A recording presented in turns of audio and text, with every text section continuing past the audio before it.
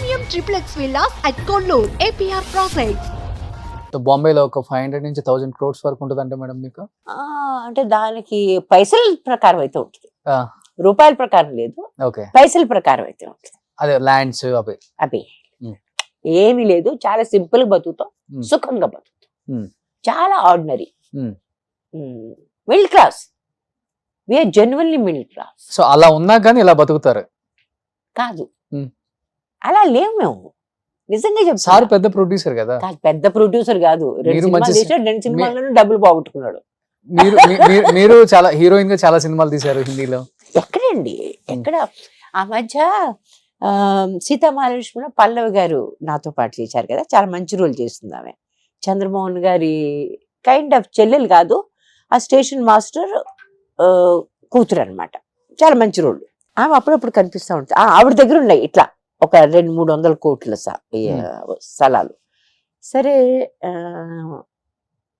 ఆమె నన్ను అడిగింది, నువ్వు సీతామహాలక్ష్మిలో ఎంత తీసుకున్నావు అంది. నాకు 12,500 ఇచ్చారు వాళ్ళు. అంత తక్కువ ఇచ్చారా? నాకు డబ్బులు అడగడం కూడా చేత కాదు.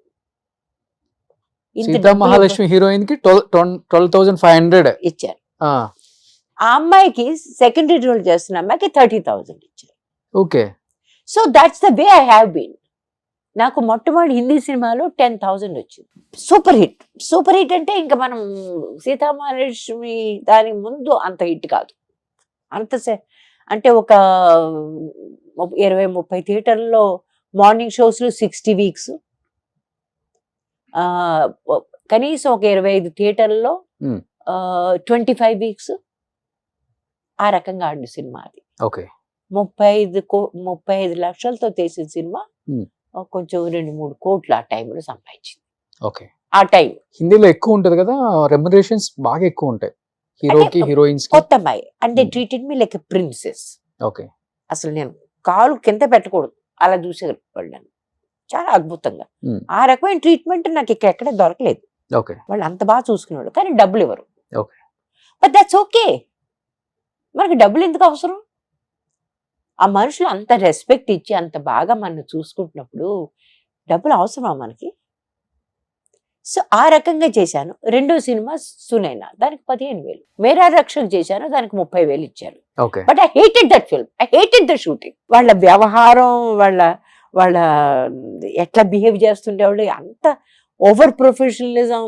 7 o'clock ready, okay see you, ఎంత brusque behaviour. But I'd rather work with people who are like such genuine, lovely, nice. అంత మంచి మనుషులు ఉంటే వాళ్ళతో పని చేయాలి, కానీ డబ్బు ఎక్కువ వస్తుంది, ఎవరితో పాటు వాళ్ళతో మనం పని చేయలేం కదా.